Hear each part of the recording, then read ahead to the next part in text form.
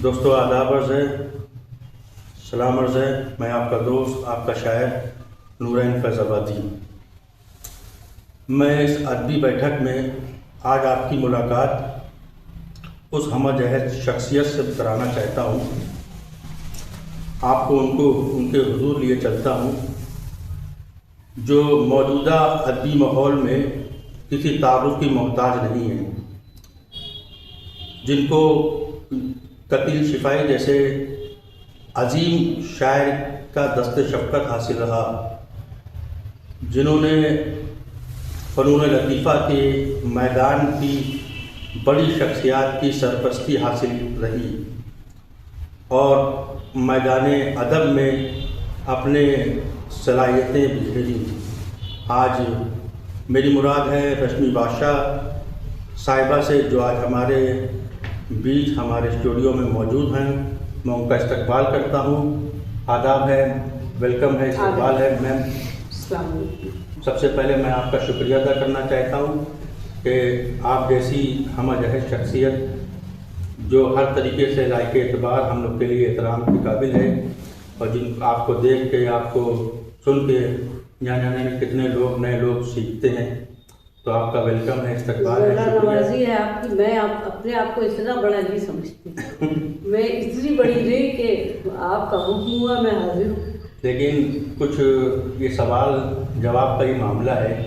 आजकल के मौजूदा ज़माने को देखते हुए तो हम चाहते हैं कि जब आपकी ज़िंदगी के दरीचे से रोशनी आए तो वो हर तरह की रोशनी हो। जी। तो हमने सोचा पहले इजाज़त ले ली जाए आपसे। जी बिल्कुल बिल्कुल। कुछ सवाल तल्ख भी हो सकते हैं, कुछ सवाल आपको पसंद भी आ सकते हैं। तलखियाँ तो हम पीने के आती हैं। अरे ना, जिंदगी की तलखियाँ भर भर के पी जाता हूँ। नवाजिश है, ये आपका अंदाज़े ज़िंदगी है, तर्ज़ ज़िंदगी है। तो ये बताएं, आपको अभी इस मौजूदा वक्त को ना छेड़ते हुए आपको आपके बचपन की तरफ ले चलते हैं। आपकी पैदाइश, आपकी इब्तिदाई तालीम, आपके घर का माहौल, आपके बचपन के दोस्त और शुरुआती किताबों के हवाले से कुछ बताएं। मैं कानपुर में ही पैदा हुई और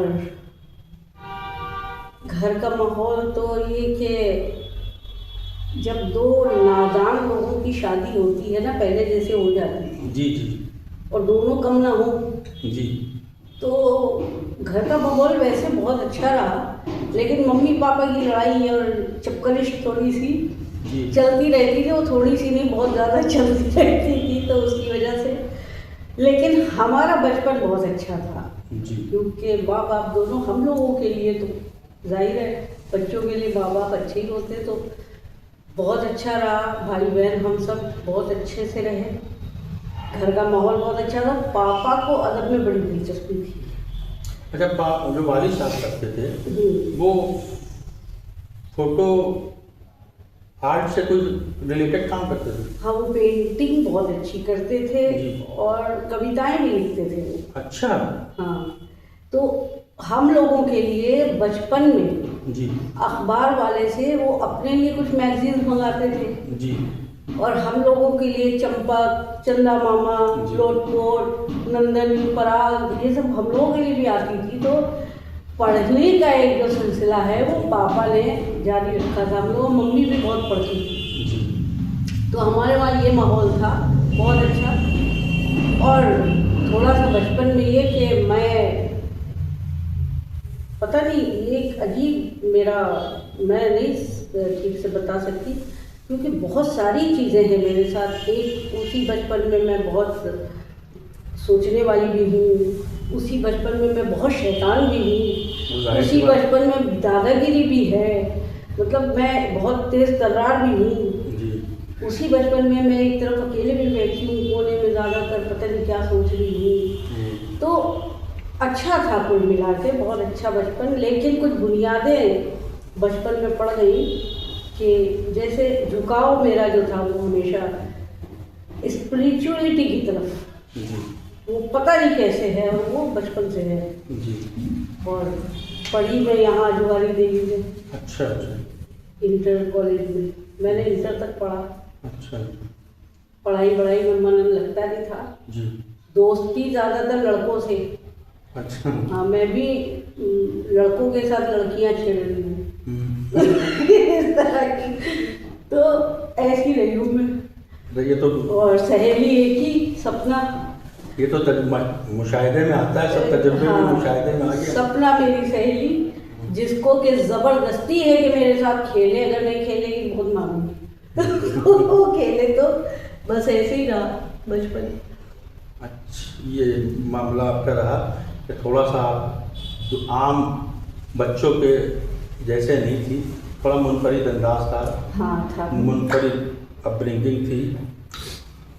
आपका रुझान शायरी की तरफ कैसे हुआ और किन शोरा ने आपका ध्यान इस तरफ खींचा, जिनको पढ़कर या जिनको देखकर आपने सोचा कि मैं भी इसी के तरीके या इन्हीं के तरीके शायरी करना चाहूँ या इन्हीं की तरह बनना चाहूँ?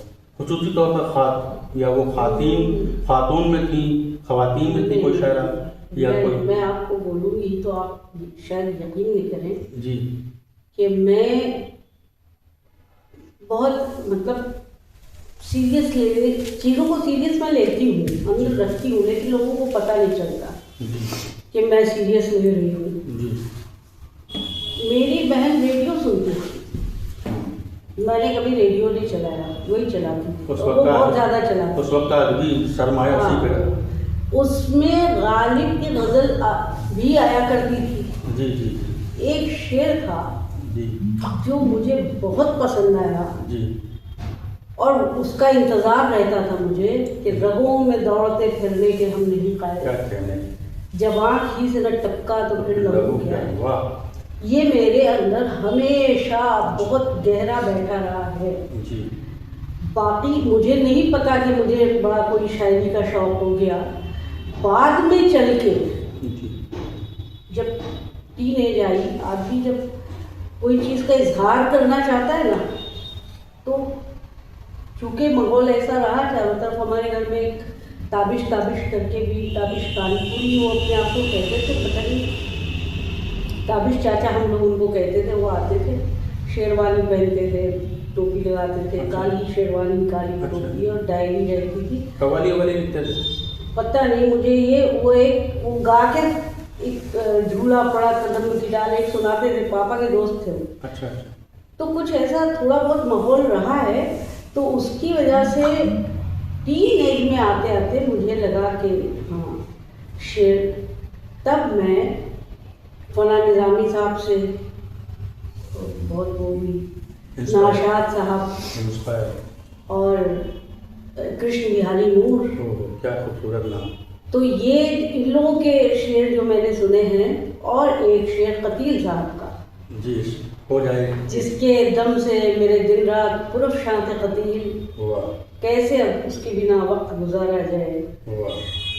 तो ये इत्तफाक से, अच्छा मुझे ये नहीं मालूम कि ये कतील साहब का है। जी। मैंने खामखाई उसमें कतील लगा दिया और वो बाद में कतील साहब का ही निकला। मुझे मिसरा आधा सा लगता था, तो मैंने कतील लगा दिया उसमें, और वो बाद में पता चला कतील साहब का। ये तो उसमें था, ऐड था। ये अपने आप कहीं से आ गया सब। अच्छा। इसको कोई कस्दन में लाई नहीं, शौक को ये पता नहीं कब अपने आप पैदा हुआ। तो आपके पसंदीदा शौरा जिन्होंने आपको लाशौरी तौर पर आपके अंदर अपने आप की जगह बना ली, जिसमें फना निज़ामी साहब, कृष्ण बिहारी नूर साहब, हाँ इनके कुछ अशार होते थे। हाँ ये मुझे, हाँ कयूम नाशा साहब तो है, उनका शेर है, इतना अच्छा मुझे लगता है वो शेर। पता नहीं क्यों मीर का शेर वो मशहूर है, पंखड़ी गुलाब की सी। इनका शेर मुझे बड़ा अच्छा लगता है कि बांसुरी में हमने एक रेशम की डोरी बांधी ताकि लहराते हुए आंचल की याद आती है। क्या शेर है, बहुत अच्छा। अच्छा ये बताएं कि आप उर्दू से आपकी वाबस्तगी कैसे हुई, या उर्दू से वाबस्तगी या हमेशा आप शायरी की तरफ दिलदादा रही, या कभी नस्ल की तरफ भी रुझान पैदा हुआ? नहीं, नस्ल की तरफ भी रुझान है। अच्छा उर्दू ज़बान की बात जहाँ तक की जाए, मैं उर्दू ज़बान हमेशा से अच्छी बोली। वो तो आपके कलाम से भी जाहिर होता है। तो एक बार मेरी मम्मी से किसी ने पूछा पूछा था जी। तो उन्होंने कहा पता नहीं इसको उर्दू कहाँ से आ गई, पता नहीं जिन्नात पढ़ाते हैं कि कौन पढ़ाता तो ये अजीब बात है। अब उर्दू जबकि घर में नहीं है उर्दू बोलना जी, लेकिन मुझे उर्दू आई। अच्छा, उसमें भी मेरी बहन बड़े जब हो गए बाद में तो मेरी बहन ने कहा कि हम उर्दू पढ़ेंगे। जी। आप लोग अच्छा कितनी बहन? 2 ही। 2 बहन, भाई एक। अच्छा। तो जब उसने कहा उर्दू पढ़ेंगे तो एक हाफिज जी उनको उर्दू पढ़ाने आने लगे। जी। अब वो हाफिज जी उनको उर्दू पढ़ा रहे हैं, मुझे पढ़ा ही नहीं रहे। मैं भी बैठी हूँ तो वो कह ये तो मजाक उड़ाती, इसको हमें पढ़ाएंगे। बदमाश में थी ना जरा थोड़ी, तो उनको ऐसा लगता था कि मैं ध्यान नहीं दे रही, मैं देती थी ध्यान। तो उन्होंने 5 दिन पढ़ाने के बाद बोला हम इनको नहीं पढ़ाएंगे। लेकिन 5 दिन में मैंने पढ़ा था, उनको नहीं पता था। तो फिर हम लोग गए कृष्ण बिहारी नूर के वहाँ, एक निशस्त लखनऊ। हाँ, इत्तेफाक से एक बार जाना हुआ वहाँ। तो मेरे बहनोई थे अजीज़ नाजा। अच्छा, अजीज नाजा साहब आपके बहनों? हाँ, सगे बहनोई थे। तो वो मेरी बहन, मम्मी, पापा, हम सब खड़े हैं। तो पता नहीं क्यों नूर साहब ने मुझी से पूछा, मैं उस वक्त 17 ही साल की हूँ, 16 ही साल की शायद। वो मुझसे बोले उर्दू आती है? तो मैंने कहा कि हाँ आती है। मुझे ऐसा लगा कि शायद मैं अगर हाँ कर दूँ तो ये मुझे कोई अपनी किताब दे। तो मैंने कहा हाँ आती है। और वाकई उन्होंने अपनी बेटी को बुलाया, नीरज नाम था, और किताब मंगा के इतने लोगों में उन्होंने मेरे ही हाथ में किताब पकड़ाई। तपस्या किताब थी। अच्छा, शेरी मजमुआ। हाँ, वो मेरे हाथ में दिया उन्होंने। जैसे ही उन्होंने मेरे हाथ में दिया वैसे ही इन सब लोगों ने जो मेरे साथ थे, इसको कहाँ आती है, इसको कहाँ आती है, कह के ले लिया मेरे हाथ से। अब मैं कट के रह गई कि वो आदमी क्या सोच रहा होगा कि मतलब मैं झूठ बोल रही हूँ। जी जी, जाहिर सी बात। मिला के तो पढ़ लेती थी मैं। बड़ा गुस्सा आया। खैर रात भर निशस्त चली। फिर सुबह जब हम वापस आए तो मैंने खामोशी के साथ, मैंने किसी को पता नहीं चलने दिया, मैंने उर्दू की पढ़ना शुरू किया। किताबों से उसे पढ़ना मैंने शुरू किया। उसके बाद कतील साहब जब ज़िंदगी में आए हैं, अब कतील साहब को ना इंग्लिश आती थी ना उर्दू आती, वो हिंदी आती थी। तो जाहिर है उनसे राब्ते में रहने के लिए उर्दू ही चाहिए। तो उनसे ख़तो किताबत भी उर्दू में हो, तो मैं उर्दू में उनको ख़त लिख के नीचे लिखती थी कि अगर कहीं गलत हो तो सुधार के पढ़ लीजिएगा। और वो फिर कतील साहब के साथ रहते पॉलिश होती रही तो उर्दू अच्छी हो गई फिर। तो इस तरह आपने उर्दू से आपकी वाक़ियत कोई वाबस्तगी हुई और आप उर्दू तरफ मायल हो गई। ये बताएं कि कोई ऐसा शेर आपका पहला या पहली कोई गज़ल आपको याद हो, पहला शेर याद हो, या आपके शायरी में उस्ताद कौन रहे? कतील साहब उस्ताद जिनसे आपने इस्लाही तालीम? कतील साहब हैं। और मैं इकलौती शागिर्द हूँ हिंदुस्तान पाकिस्तान, कोई और शागिर्द है ही नहीं उनका, माशाल्लाह। और मेरी पहली गज़ल थी दिल का ज़ख्म तो सीना होगा, दिल का ज़ख्म तो सीना होगा, हंसते हंसते जीना होगा। और शेर है कि उसने मेरा दिल पढ़ डाला, उसने मेरा दिल पढ़ डाला, आंसू कितना छीना होगा। क्या कहने, वाह वाह वाह वाह वाह वाह। ये मेरा पहला शेर था। तो और कतील साहब मेरे उस्ताद रहे, बड़े कठिन उस्ताद थे, बड़ी सख्त। हाँ, थोड़ा सा नहीं, मतलब सख्त तो नहीं, लेकिन वो ये भी देखते थे कि महफिल में बैठे तो वहाँ न टोके, वो वहाँ भी टोक देते थे और मेरा चेहरा दबदबा जाता था। नहीं तो उस्ताद का सख्त रवैया ही तो शागिर्द के अंदर कॉन्फिडेंस पैदा करता है। हाँ। अगर हमारे वाली साहब, बकौल हमारे वाली साहब का मामला था तो उनके उस्ताद थे अख्तर मोहानी साहब। अच्छा। फैजाबाद से वो लखनऊ जाते थे और अख्तर मोहानी साहब उसको बहुत सही थे, उस उम्र के उस पायदान पे थे कि वो 70-75 के लगभग होंगे। और वाली साहब कहते थे कि मैं साइकिल चलाता था, मैं साइकिल चला के जाता था घर से, जो 58, 52, 54 मिलती थी, और साइकिल वहाँ खड़ी करके ऊपर आवाज़ देता था। 2 घंटे बाद, 3 घंटे बाद दरवाज़ा खुलता, दस्तक देने के बाद। और फिर एक कागज़ लेते थे, वो देखते थे कहीं जाओ, ये भी नहीं पूछते थे कि कुछ मीठा खा लो पानी पी लो, कुछ पैसा है वापस जाने का, कुछ नहीं। जो कहने लगे ये लहजा, ये अंदाज, ये मिजाज में जो तुनकपन था, इसने मामला इस तरफ आया। नहीं, कतील साहब के साथ ये था कि कतील साहब चूँकि शायर तो अच्छे थे ही और बड़े हंसमुख भी थे, बड़े अच्छे। उन्होंने मुझे कभी सख्ती नहीं की। 24 घंटे वो आदमी सिर्फ अदबी दुनिया में ही रहता था। ये तो उनकी जो एक्सपीरियंस भी, और बोलते बहुत, बताते बहुत थे। वो जहाँ बैठते थे वही बोलते थे। अच्छा, थी फारसी शायरी या अरबी शायरी से उर्दू शायरी?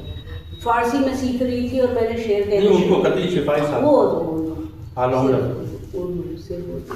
अच्छा। हालांकि ट्रांसलेट उनका तो हर ज़बान में हुआ है, अच्छा। लेकिन उन्होंने खुद सिर्फ उर्दू शायरी ही की।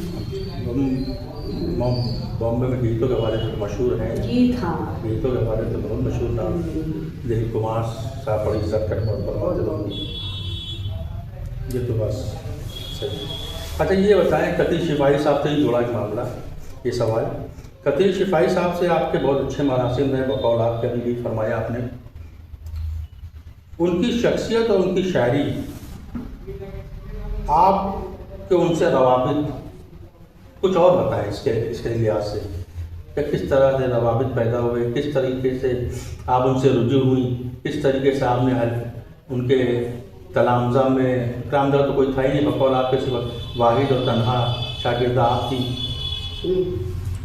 उनसे मेरी मुलाकात हुई थी बॉम्बे में। वो पाकिस्तान से आए हुए थे जी। इंदिवर जी हमारे बड़े अच्छे दोस्त थे। इंदिवर जी गीतकार? हाँ जी, जी। वो बड़े फैमिली फ्रेंड थे हम लोगों के। जी। तो वो घर में आते रहते थे। जी। अच्छा, इंदिवर जी का और हमारा घर भी पास था, कोई बहुत दूर नहीं था। कार्टर रोड में वो रहते थे, हिल रोड पर ये अपना माउंट मेरी पे हम लोग रहते थे। तो कई दिन तक इंदिवर जी आए नहीं जी। तो मैंने सोचा इंदिवर जी कहाँ चले गए, क्या हो गया, इतने दिन से आए नहीं। तो उनको फ़ोन किया मैंने कहा कहाँ है आप? बोले अरे वो कतील आया हुआ है ना पाकिस्तान से, तो आजकल उसी के साथ बिजी हैं। तो मैंने कहा अरे वाह, तो फिर उनको मेरे घर लेके आइए आप। तो मैंने कहा कतील शिफाई? बोले हाँ हाँ वही। मैंने कहा तो मेरे घर लेके आइए। तो बोले कि हम नहीं लेके आएंगे, अपने आप फ़ोन करो, अपने आप बात कर लो। इंदिवर जी ने कहा। हाँ, मुझे बड़ा गुस्सा लगा कि मतलब ये कोई बात नहीं, खैर तो कर ही लेंगे फिर। तो मैंने कहा अच्छा कहाँ ठहरे हैं? बोले जूहू होटल में ठहरे हुए हैं।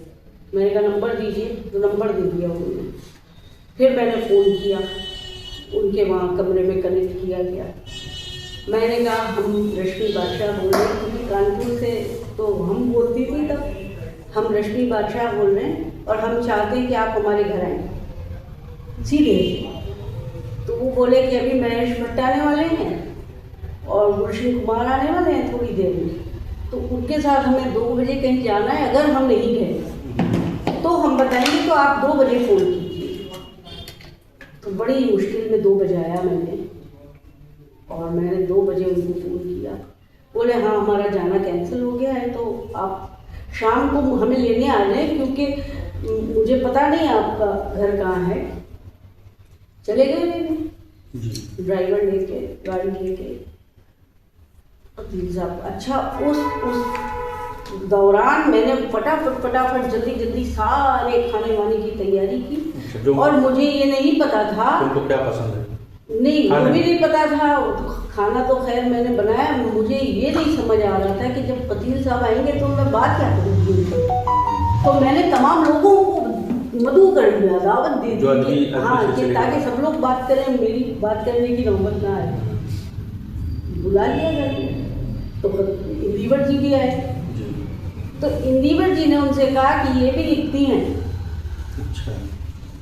और तो वो बोले सुनाइए। मैंने अब मैं कैसे कतील शिफाई के सामने कोई कैसे सुना सकता है, ऐसी बात है। तो मैंने कहा नहीं मैं नहीं सुनाऊंगी। तो बोले अरे नहीं सुनाओ इंदिवर जी, अगर तुमने सुनाया तो ये तुमको अपना शागिर्द कर देंगे। तो मैंने कहा अगर ये बात है तो मैं फौरन सुनाऊंगी, लेकिन शर्त है कि शागिर्द कर लीजिए। बोले हाँ हाँ, मैंने सुना दिया। फिर उसके बाद फिर वो पाकिस्तान चले गए। अब मैंने सबको बोला कि मैं कतील साहब की शागिर्द हूँ। नहीं, रिएक्शन क्या था? रिएक्शन अच्छा था। ठीक था। रिएक्शन अच्छा था, शाबाश। मैं ठीक ठाक लिखा था, और वो जो मैंने उनको सुनाया था वो मेरी किताब में भी बाद में डाला है मैंने। अच्छा अच्छा कर दे। तो उनको जब सुनाया तो उन्होंने ठीक रिएक्शन दिया। उसके बाद लेकिन वो जब चले गए तो मैंने ये कहना शुरू कर दिया कि मैं कतील शिफाई की शागिर्द हूँ। 6-7 महीने बाद वो फिर वापस आए। जी। यूसुफ लकड़ावाला के गेस्ट हाउस में उन्होंने एक बैठक करी। यूसुफ लकड़ावाला कौन? एक बिल्डर थे वहाँ। अच्छा। बड़े उनके फैन थे, तो उन्हीं के वहाँ वो ठहरते थे। जी। उनके गेस्ट हाउस में उन्होंने सब लोग पार्टी करी। ये इसलिए हम पूछ रहे हैं ताकि जो लोग नहीं जानते वो हाँ। आज की नई जनरेशन अब तो है नहीं बेचारे, लेकिन बड़े अच्छे आदमी थे वो। तो उनके वहाँ उन्होंने तमाम लोगों को बुलाया, पार्टी करी, वहाँ हम भी थे। जी। तो वहाँ कतील साहब बोले, बताइए ये हमको अपना उस्ताद कहती हैं। तो मेरा ये गर्म हो गया सब कान वान। मैंने सोचा मैं कहती हूँ, इसका मतलब इन्होंने मुझे शागिर्द नहीं माना। मैं तमतमा गई और मेरी हालत खराब हो गई बहुत ज़्यादा। अब फिर वहाँ मन नहीं लगा मेरा। तो जब मैं वहाँ से निकली जी, तो जो भी मेरे साथ थे, मैंने कहा कि एक दिन ऐसा आएगा कि कतील शिपाही कहेंगे कि रश्मि बादशाह मेरी शागिर्द है। और उसके बाद मैंने कहना चालू किया, मुताला करना, पढ़ना, वो सब मैंने गज़ल कहनी शुरू कर दी। जी। उसके बाद जो मैंने गज़ल कही थी, मैंने पहले गालिब के वहाँ हाजिरी लगाई। अच्छा, दिल्ली में? वहाँ बहुत रोई बैठ के। ये बात मुझे बड़ी टच करी थी। उसके बाद मैं जब बॉम्बे वापस आई, फिर मैंने कहा था वो शेर, तुम्हें क्या मिल गया अपने को उससे दूर करके, तुम्हें क्या मिल गया अपने को उससे दूर करके, कहीं से तुम भी तो टूटे हो उसको चूर करके। वाह, क्या कहते हैं, वाह। ये गज़ल मैंने कही, और इसके पहले गज़लें इस्लाह के लिए कतील साहब को मैंने भेजी थी, और तो वो बढ़िया नहीं थी। ये जब भेजी तो वहाँ से जवाब आया कि अब गज़ल पे तुमको सनद हो गई। कतील साहब का जवाब आया। फन के लिहाज से वो खैर उसके बाद कहती रही, फिर किताब भी छप गई। क्या नाम है मजमूए का? रंगोली, पाकिस्तान के अलहम्द पब्लिकेशन से छपी। अलहम्द। अच्छा, किस सन में? 1997। 1997। फिर उसके बाद एक दिन इत्तफाक से वही लोग हमारे घर पे थे, कतील शिपाही और कतील साहब भी थे। अच्छा। और कतील साहब खाना खाते खाते, और मैं सामने बैठी थी, कतील साहब बोले, रश्मि बादशाह मेरी शागिर्द है। मैंने कहा वाकई? ये प्राउड मोमेंट था। तो बोले, अच्छा तू ये बता, तू सही में चाहती थी कि मैं तुझे अपना शागिर्द कर लूँ? मैंने कहा तो आप क्या समझे थे, मजाक कर रही थी आपके साथ? गुस्से में मैंने बोला, हालांकि जितना मैं छपी थी, जो भी था, इस्लाह कतील साहब ने ही की थी। जी। लेकिन उस दिन उन्होंने ये कहा, और फिर मुझे ये सनद हो गई कि मैं कतील शिपाही की शागिर्द हूँ। और उसके बाद उन्होंने आर्टिकल्स में और सब जगह पे कहना चालू किया। अच्छा। तो फिर बाकायदगी के साथ उन्होंने पाकिस्तान में, लंदन में, जहाँ भी इंटरव्यू होता था, वो वहाँ ये ज़रूर बताते थे कि रश्मि बादशाह मेरी एक वाहिद शागिर्दा है। हाँ। इनका ताल्लुक कानपुर से, उनका नाम इसमें ग्रामी रश्मि बादशाह है। अच्छा, कोई उनकी गज़ल जो आपको लगा हो कि कतील शिपाही, शायद तो और भी दुनिया में फिल्म इंडस्ट्री में बहुत है, लेकिन कतील साहब की बात ही अलग है। कोई ऐसी गज़ल कतील साहब की आपको क्लिक की गई, क्लिक हो, या कोई ऐसा शेर जो उनका दिमाग में घर कर गया? जैसे अभी बताया आपने शुरू में, गालिब का शेर का हवाला दिया, जब आँख ही से न टपका तो फिर लहू क्या है। उनकी गज़ल एक बड़ी अच्छी लगती है मुझे। मेरे हम सफ़रों तुम भी थके हारे हो, रक्स करने का मिला हुक्म जो दरियाओं में, रक्स करने का मिला हुक्म जो दरियाओं में, हमने खुश हो गए भंवर बांध लिए पाँव में। क्या कहने, वाह वाह वाह वाह। ये रक्स करने का मिला हुक्म जो दरियाओं में, वाह वाह, हमने खुश हो गए भंवर बांध लिए पाँव में। वाह। उनको भी है, बड़ा अच्छा शेर ये मुझे लगता है कि उनको भी है किसी भीगे हुए मंजर की तलाश, उनको भी है किसी भीगे हुए मंजर की तलाश, बूंद तक बो न सके जो कभी सहराओं में। और ऐ मेरे हमसफरो तुम भी थके हारे हो, ऐ मेरे हमसफरो तुम भी थके हारे हो, ऐ मेरे हमसफरो तुम भी थके हारे हो, धूप की तुम तो मिलावट न करो छाँव में। वाह। तो वो खुदा है किसी टूटे हुए दिल में होगा, वो खुदा है किसी टूटे हुए दिल में होगा, मंदिरों में उसे ढूंढो न कलीसियाओं में। वाह। और जिस बरहमन ने कहा है कि ये साल अच्छा है, जिस बरहमन ने कहा है कि ये साल अच्छा है, उसको दफनाओ मेरे हाथ रेखाओं में। वाह वाह वाह वाह। ये गज़ल है, अच्छी गज़ल है, कुछ बाकी के शेर याद नहीं है। अच्छा, आपने बॉलीवुड फिल्मी दुनिया से भी के माहौल को भी देखा और कानपुर के अदबी माहौल से भी लुत्फ़अंदोज़ आप हैं। दोनों माहौल के हवाले से आपका क्या तासुर है? मेरा तासुर ये है बिल्कुल साफ और सीधा कि बॉम्बे की फिल्मी दुनिया बहुत बाजारू है। जी सही। और उसके बाजारू होने से मैं ऐसी परेशान कि मैंने कभी ज़्यादा काम वहाँ नहीं किया। जी। हालांकि इज्जत बहुत कमाई में वहाँ इज्जत कोई एक्टिविटी की है, मैंने की है। जो बाजारूपना छोड़ के जो भी काम मिला मैंने किया। चोपड़ा साहब मुझे दिया, चोपड़ा बहुत मानते रहे, मुझे लोग बहुत मानते रहे वहाँ पर, अच्छे लोगों ने बहुत माना।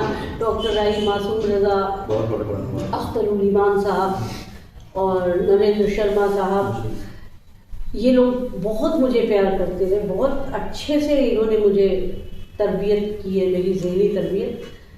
लेकिन जहाँ तक एक्टिंग का सवाल है, वो कुछ बहुत माहौल अच्छा नहीं है, मुझे नहीं अच्छा लगा। जबकि अदब का माहौल यहाँ कानपुर में मुझे सच्चाइयाँ अच्छी लगती हैं, साफ़ सुथरा माहौल अच्छा लगता है, अदब का माहौल बहुत अच्छा माहौल है। इसमें मुझे ज़ाहिर बहुत ज़्यादा अच्छा लगा, इसीलिए मैंने ये चुना। नहीं तो मैं एक्टिंग भी चुन सकती थी, काम भी मिल सकता था, मेरी जान पहचान बहुत है, लेकिन वो नहीं चुना मैंने और इसको चुना। LSD नहीं, वो सब तो मैं तो कथक डांसर हूँ। अच्छा। तो हम लोग तो वैसे भी नवरस। हाँ सही बात। एक्टिंग में भी क्या है, नवरस है, एक्सप्रेशन नवरस होते हैं। से नहीं, हमें ज़रूरत ही नहीं कहीं। बकौल नसरुद्दीन शाह साहब के एक्टिंग कोई ऐसी कोई चोरन की पुड़िया और स्विच ऑफ स्विच ऑन और आर्टिस्ट रही मैं। यहाँ क्लैप है तो मैं हंस रही हूँ, मजाक कर रही हूँ, क्लैप के पीछे से क्लैप पड़ा और मैंने सीन दिया, वन टेक ओके हमेशा। तो एक्टिंग सीखने की तो मुझे नहीं लगता है कोई भी फनून लतीफ़ा से ताल्लुक़ रखने वाली कोई भी चीज़ सीखी नहीं जाती, वो गॉड गिफ्टेड हो। ये गॉड गिफ्टेड। सही बात, इसमें तो इत्तेफाक हम भी रखते हैं, गॉड गिफ्टेड। तो पता नहीं अभी ये स्कूल, अब तो राइटिंग के भी स्कूल चल रहे हैं, राइटिंग भी सिखाई जा रही है, तरीके से डायरेक्शन भी सिखाया जा रहा है, सीख रहे हैं, एक्टिंग भी सीख रहे हैं। पता नहीं कि आसिफ ने कहाँ से डायरेक्शन सीखा था, बेचारे इतनी अच्छी पिक्चर बना रहे। सही बात, मुगले आजम क्या कहें, एक एक चीज़ उसकी प्रति, उसके ऊपर जितनी किताबें, दिलीप कुमार ने और मधुबाला ने कहा है कहीं कुछ नहीं सीखी। पृथ्वीराज कपूर, बलराज साहनी और मील का पत्थर है, मील का पत्थर है। सही बात। मदर इंडिया देखिए, महबूब खान ने कहाँ से सीखा था डायरेक्शन। सही बात, सही, एकदम से एकदम से। अच्छा, नए लिखने वालों को कोई पैगाम या कोई मशवरा देना चाहें आप? मैं नए लिखने वालों को ये मशवरा देना चाहूँगी, बड़ा ज़रूरी कि ज़बान सीखें,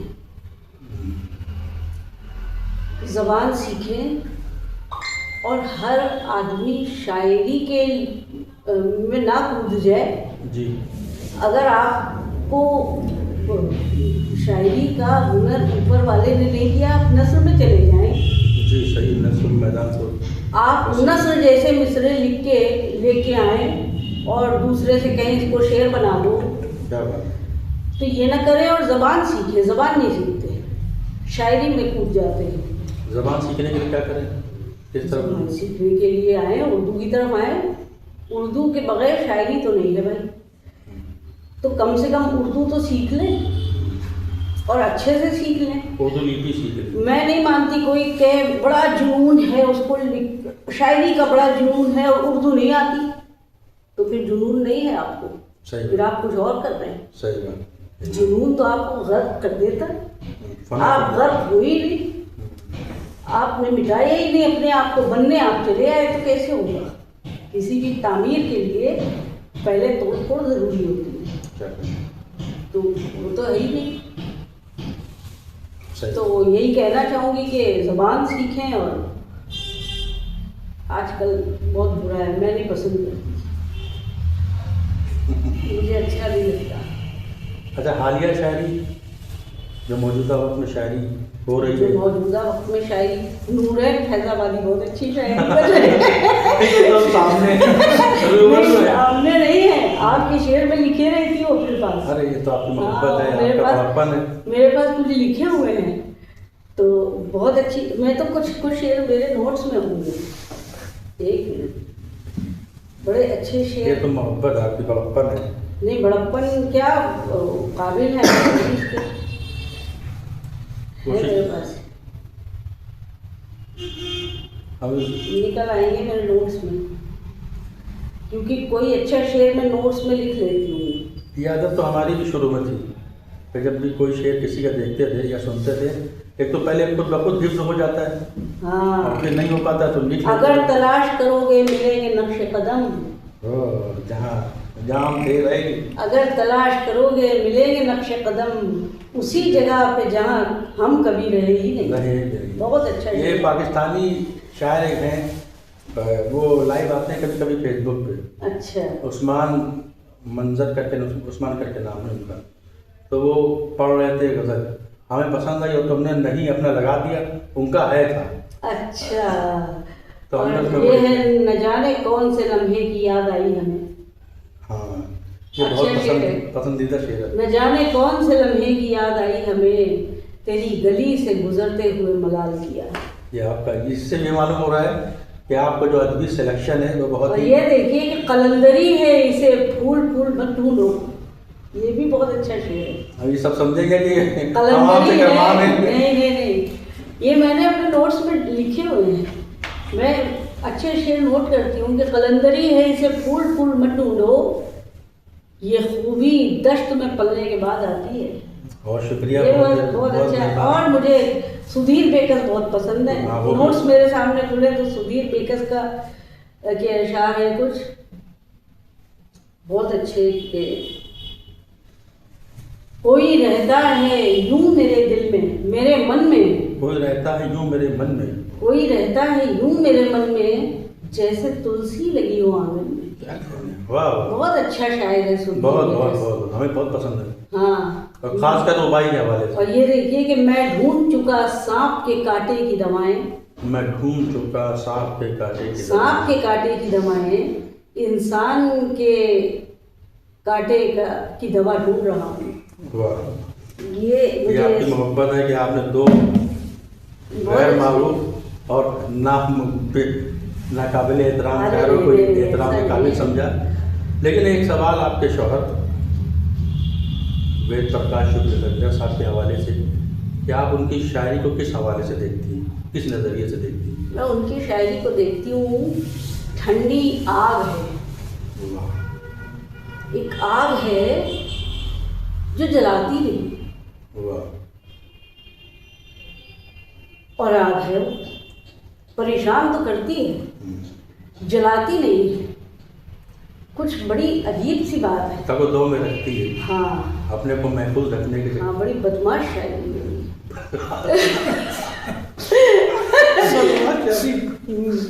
कोई शेर उनका?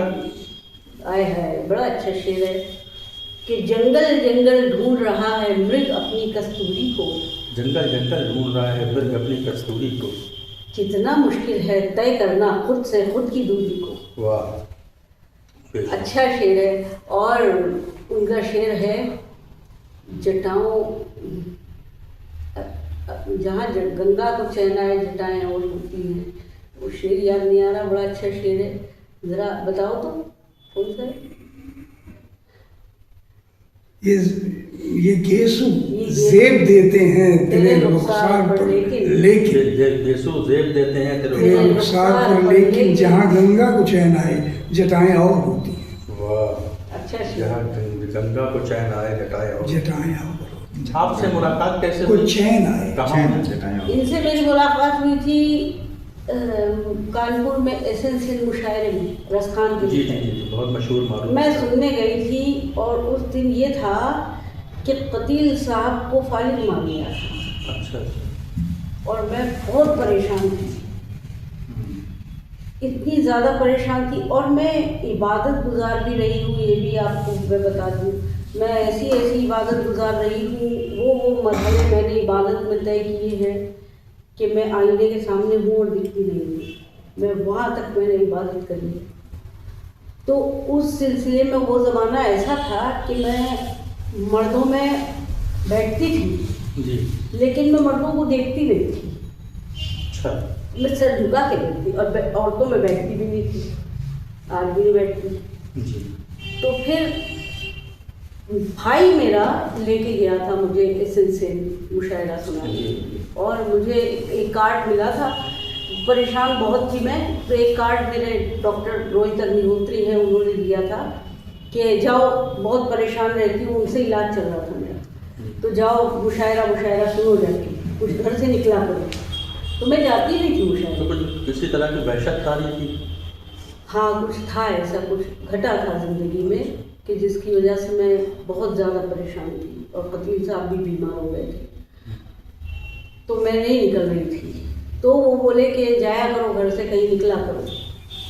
तो पता नहीं क्यों उस मुशायरे में जाने को मिलना होगा, तो जाने को मैं तैयार भी हो गई। तो वहाँ बैठी जाके, बैठी थी, ऐसे बैठी थी, परेशान भी थी, नीचे देख रही थी, सब आ रहे थे, सुना रहे थे। तो भाई मेरा साथ में बैठा था, अचानक संजर आए, इन्होंने पढ़ना चालू किया। हाँ, तो कतील साहब मेरा एक इम्तिहान लिया हमेशा। वो उस्तादों के मुझे शेर दिया करते थे और उस्तादों के शेरों में ऐप निकलवाया करते थे मुझसे। अच्छा। ये वो करते थे, तो मेरी वो आदत पड़ी थी सबके शेर में ऐप निकालने की, और वो मैं दिल में कर रही थी दिल से। जी। एक संजर आए पढ़ने, वो मैं ऐसे देख रही थी, अचानक मुझे लगा कि ये शायर कि जिसके शेर, किसी शेर में कोई ऐब ही नहीं है, ये कौन है? तो मैंने ऐसे सर उठा के देखा, तो ये अपना ऐसे कुर्ता वो आस्तीन कर करके पढ़ने में लगे हुए। बहुत अच्छा पढ़ा। तो मैंने अपने भाई से कहा, मैंने कहा मुझे इस शायर से मिलना है अभी इसी वक्त। तो वो बोला ये वहाँ आते ही पैलेस के पीछे हम मिलवा देंगे तुमको। मैंने कहा मुझे इस शख्स से मिलना है अभी इसी वक्त। तो बोला अब स्टेज पे चढ़ के थोड़ी मिलवा सकते हैं तुमको। तो मैंने कहा मुझे इस शख्स से मिलना है अभी इसी वक्त। तो फिर वो कुछ नहीं बोला, तो मुझे लगा ही नहीं मिलवाएगा, बैठी रही। फिर थोड़ी देर बाद मैंने उससे कहा, मैंने कहा अच्छा ठंडा पिलाएगा? बोले हाँ ठंडा पी लो चलिए। तो ठंडा पिलाने वो ले गया, तो रास्ते में संजर मिल गए मुझे खड़े हुए। फौरन मैं इनके पास आई, मिलना था ही मुझे। आदाब अलैकुम। हाँ, वो कुछ आदाब करके अपने बारे में बताया और इनका फ़ोन नंबर लिया, और बस इस तरह से पहली मुलाकात इनके साथ हुई थी। तो आपका शेरी सफ़र के हवाले से कोई ऐसा वाक़या या कोई ऐसी दिलचस्प वारदात जो आपने जो नाज़रीन को शेयर करना चाहें? हाँ, कोई ऐसा वाक़या? बहुत ज़्यादा तो नहीं, लेकिन हाँ एक बार कतील साहब और मजरू सुल्तानपुरी की पटती नहीं थी, आपस में बनती नहीं। कतील सिपाही और मजरू सुल्तानपुरी साहब। तो एक नशस्त में मुझे लेके कतील साहब गए और वहाँ मजरू सुल्तानपुरी भी बैठे हुए। अच्छा, ये बॉम्बे का वाक़या? बॉम्बे का लकी होटल वाले जो थे हुसैनी भाई, जो मुझे पारसी पढ़ाते थे, उनकी होटल की टेरेस पे वहाँ पे होती थी नशिस्त, हर फ्राइडे को होती थी। तो वहाँ हम जाते थे। तो वहाँ गए तो मुझे ऐसा लगा कि पतील साहब भी बैठे हैं, अब मैं अगर शेर पढ़ूंगी तो शायद मजरू सुल्तानपुरी दाद न दे। हाँ, आपको मालूम था चश्मा चल रही, मारका रही चल रही। लेकिन मैंने जब गज़ल पढ़ी तो मजरू सुल्तानपुरी उठे और बोले बहुत अच्छे अच्छे शेर सुनाए बेटा, और जो शॉल ओढ़े थे वो मुझे उड़ा दिए और बोले बहुत अच्छे अच्छे शेर सुनाए बेटा, ऐसी गज़ल सुनाई है जी चाहता है 4-4 5-5 शॉल उड़ा दूँ। ये मुझे बड़ा अच्छा लगा था। ये बहुत हौसले की काम था। बहुत बहुत तो यही और इस तरह के कुछ वाक़यात शायद मुझे याद नहीं होंगे, हुआ करते, कुछ ज़्यादा जाती आती ना होंगी कहीं। तो कानपुर से कोई जुड़ा वाक़या? कानपुर से जुड़ा वाक़या तो ऐसा कोई नहीं। अच्छा, एक शायद सवाल जो बहुत नहायत अहम और हर लिहाज से काबिल गौर है, काबिल फ़िक्र है कि जब आपकी शायरी कोई सुनता है मुशायरे के हवाले से भी, या जब रंगोली आपका शेरी मजबूआ खंगालता है, पढ़ता है, तो एहसास होता है कि ये शायरी आम नहीं है, ये बहुत ही ख़ास शायरी है, इसमें अनल हक की सदा बुलंद होती है। ये कौन सा मामला है जो समझाएं हमें? ये क्या ये रंग कैसे आपके अंदर तसव्वुफ़ का ज़ाहिर हुआ? आपकी शायरी में कैसे और किस तरह आया? वो इस तरह आया कि मैं शायर नहीं हूँ, मैं सूफी हूँ। अच्छा। और जब मैं शेर कहूँगी तो फिर मेरे में तो वो तसव्वुफ़ आएगा ना, क्योंकि मैं हूँ ही वही, असल तो मैं वही हूँ। और फिर मैं शायर हूँ और मैं इल्हाम के बगैर, खुदा की कसम आज तक एक भी गज़ल ऐसी नहीं है जिसका पहला मिसरा मुझे इल्हाम न हो, मैं उसके बगैर शायरी नहीं करती। इसको आमद कहा जाए। बस आमद, अगर आमद नहीं है तो बरसों बीत जाए मैं नहीं कहूँगी। जब आमद होगी तभी मेरी तो गज़ल कोई होगी। खास वक्त आमद का? वो वक्त ये है कि ये जब नेचुरल ऐसे ही। नेचुरल, जब मैं घर में बगैर नौकर के होंगी, अच्छा, तन्हाई, कोई होगा नहीं, तन्हाई। हाँ, और मैं अपने में कोई बिजी होंगी तब ऐसा होता है। और जब ऐसा होता है तो कभी कभी ऐसा होता है कि बहुत सारे आने लगे, कभी नहीं आते ही हर शायर के साथ, जी जी शायद होता है तो ऐसा होता है। लेकिन जब तक आते नहीं तब तक मैं कहती नहीं। और चूँकि मैं गालिब की फ़ैन हूँ, मैं गालिब को पढ़े बगैर कही नहीं सकती शायरी, मतलब मुझे गालिब का दीवान बाजू में चाहिए। अच्छा। मैं उसके बगैर शेर नहीं कह पाती आजकल, हालांकि वो अंदर रखा है कहीं मेरे आसपास नहीं है, लेकिन वो पता नहीं क्या है। रसूलुल्लाह सल्लल्लाहु अलैहि वसल्लम को अगर मैं सोचूं नहीं, मैं शेर नहीं कह पाती। और मुझे ये चीज़ें मुझे ख्वाब में पढ़ाई गई हैं, मेरे शायद कोई मानेगा ही नहीं, लेकिन रसूलुल्लाह सल्लल्लाहु अलैहि वसल्लम खुद आते रहे मेरे पास, तो ये मानेगा नहीं कोई, तो मैं बताती भी नहीं हूँ। और कैसे आए क्या है बड़ा लंबा वाक़या है, लेकिन ये चीज़ें चूँकि मेरे साथ रही हैं, कोई मेरे साथ रहता है तो वो शायद आ जाता होगा उसमें। कोई साया, एहसास है खुशबू। हाँ, वो होते हैं, कोई ना कोई है, मैं नहीं जानती कौन है, लेकिन सब जानते हैं, ये भी जानते हैं, सब जानते हैं। तो इसलिए फिर वो आ जाता है, अपने आप आ जाता है। अच्छा, किसी बुजुर्ग के आस्थाने से? मैं मुरीद हूँ अजमेर से। अच्छा, ख्वाजा मोइनुद्दीन। हाँ, ये भी मेरी ज़िंदगी का एक वाक़या है कि मैं बचपन से लेके वहाँ से मुरीद होने तक मैं मांगी हुई भी शेख सलीम चिश्ती साहब रहमतुल्लाह अलैह के वहाँ की। अच्छा। वहाँ की मन्नत हूँ मैं। अच्छा। वहाँ से मांगा गया था। जी। तो फिर मैं रोती थी बहुत बचपन से बहुत रोती थी। मुझे ये नहीं समझ आता था कि मैं कौन हूँ, मुझे अपनी शिनाख्त नहीं पता चलती थी। और फिर जब मैं अजमेर गई और मैं चिश्ती हो गई और वहाँ से मुझे इजाज़त मिल गई चिश्ती लगाने की, वहाँ से मुझे फिरदौस नाम दिया मेरे पीर ने। अच्छा। तब फिर जाके ये मेरा रोना गाना बंद हुआ। अच्छा।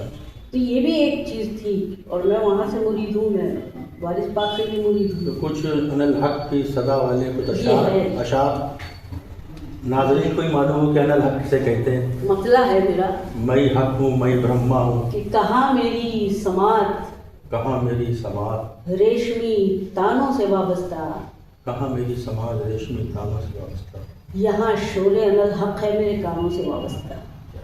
वाह। और इस तरह की चीज़ें मिलती हैं जब मेरी शायरी में मिलेगी, मुझे याद नहीं है बहुत, लेकिन मिलती है। हाँ, मैंने गौर किया। जी, मैंने ये इधर होता है। आपने जितना भी कानपुर के हवाले से ये लगे जब जब जब खुदा ने आदम को बनाया जी तो अपना नूर भी तो रखा, जी रखा। तो कुछ है तो हममें, कुछ तो है, नहीं वो तो है। तो इसलिए अनल हक तो है।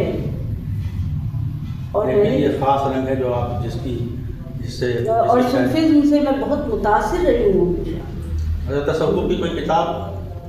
नहीं, ऐसा तो नहीं है कि मैंने पढ़ी हो बैठ के, अच्छा, लेकिन तसव्वुफ जैसे ख्वाजा मीर दर्द? नहीं, मैंने पढ़ा नहीं, पढ़ा नहीं। इत्तेफाक से मैंने पढ़ा नहीं है, लेकिन मैंने इसको जिया है। अच्छा जी हाँ।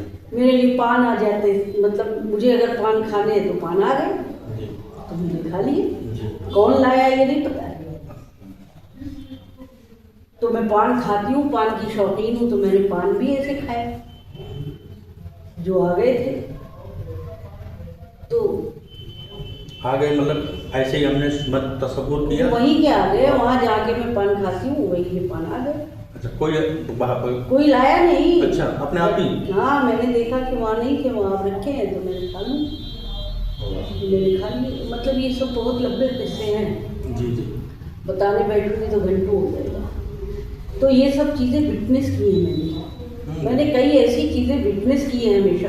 अच्छा, पापा के साथ भी, मैं चूँकि पापा हिंदू से, मैं पूजा पाठ करती। पापा आपके जो थे अब्बा जी, हाँ। वो बॉम्बे से उनका चुनाव था? नहीं, कानपुर, कानपुर। कानपुर के तो नहीं। क्योंकि जब नेट पे डालो नाम तो नाम आप शो करता है।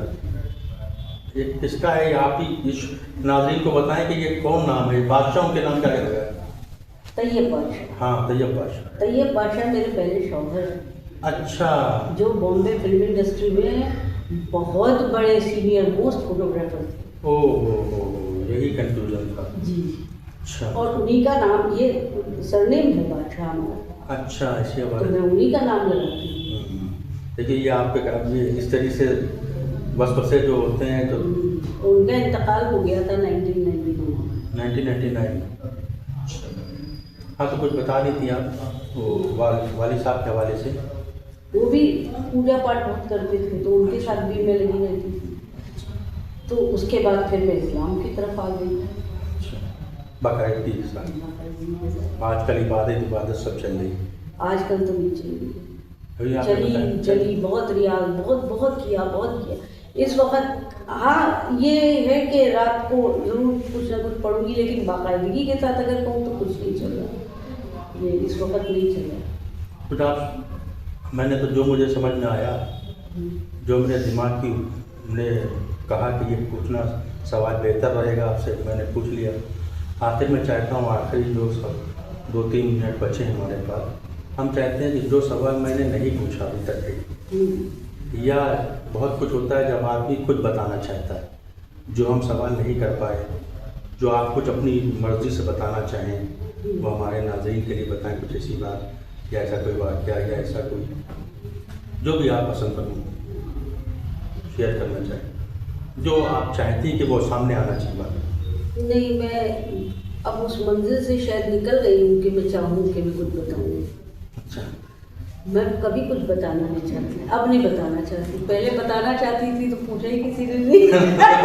हम देर में मिलके बताना नहीं चाहती कुछ, मतलब मैं खाली हूँ और मैं बहुत खुश हूँ, मैं अच्छी हूँ, खुश होना। ठीक ठाक हूँ। मेरे अंदर कोई रिग्रेट नहीं है, कोई पछतावा नहीं है जिंदगी में, किसी को लेके कोई पछतावा नहीं। जो किया सही किया, सब सही किया, क्योंकि सब कुछ मैंने अल्लाह की रज़ा से किया है। मैंने गलत किया वो भी मैंने अल्लाह की रज़ा से किया, मैंने सही किया। मैं जब कर रही थी तो मैं सही ही समझ के कर रही थी। अब वो लोग अलग अलग लोग होते हैं, वो अपने अपने नज़रिए से उसको गलत और सही बता सकते हैं, लेकिन मुझे ऐसा लग रहा है कि मैंने तो सही किया था। क्योंकि मैं रज़ा से कर रही थी। कई बार लोग समझते हैं कि मैं बहुत रिजिड हूँ, मैं बात नहीं मान रही हूँ, लेकिन मैं बात कैसे मानूं कि जब मुझे ऐसा लगता है कि इशारा किसी और से मुझे हो रहा है कि ये करो, तो फिर मैं कैसे किसी की बात मान के वो ना करूँ। ऐसी चीज़ें होती। तो अब मैं अपनी लाइफ में इतनी सेटिस्फाइड हूँ, मुझे नहीं लगता है कि अब कुछ ऐसा बचा है। और जो मुझे नहीं भी अच्छा लगता है, शायद वो भी मुझे ऐसा नहीं लगता कि मैं बताऊँ किसी को। मुझे खामोश रहना, मुझे चुप रहना ज़्यादा अच्छा लगता है। और शायरी के लिए तो चुप रहना ज़्यादा बेहतर है। जी। चुप रहने से- अच्छा, मुझे अजमेर से ये ऑर्डर भी है कि अकेले में रहूँ। मेरे पीर मुझे लोगों में नहीं रहने देते, तो वो भी एक आदत मेरी, अकेले बैठे ज़्यादा लोगों में जाओ मत। अगर मैं कभी चली गई और वहाँ से उनको फ़ोन किया कि भाई देर हो गई है, अब मैं यहीं रुक जाऊँ क्या, तो वो मुझे अकेले घर में भेज देते थे, नहीं जाओ। तो मुझे पता नहीं क्यों ये उन्होंने किया है, लेकिन उन्होंने मुझे अकेले छोड़ बहुत रखा है। आपने अपना अहम वक्त वो दिया। ज़्यादा अंदर खुद अपने साथ ही हो गई, तो अब सब चीज़ें मेरे ही अंदर है और मुझे अच्छा लगता है कि मेरे अंदर ही रहे। नहीं, वो तो जाहिर सी बात है, आपने पूरी ज़िंदगी को बढ़ता है और अपने लाइफ स्टाइल, अपने तर्ज पर बढ़ता है और जब चाहा, जिस चीज़ को चाहा उस चीज़ को हासिल भी किया है। जैसे आम तौर पर लड़कियां या ख़वातीन होती हैं, उनसे बहुत मुनफरिद अंदाज़ लगा। आपने हमें वक्त दिया, आपने मेरे कहने पे यहाँ हाजिर हुई हमारे स्टूडियो में। अच्छी गुफ्तगू हुई आपसे, जितना मैं पूछ सकता था आपसे पूछा। आपका बहुत शुक्रिया। फिर किसी मोड़ पर मुलाकात होगी। बिल्कुल। बहुत शुक्रिया।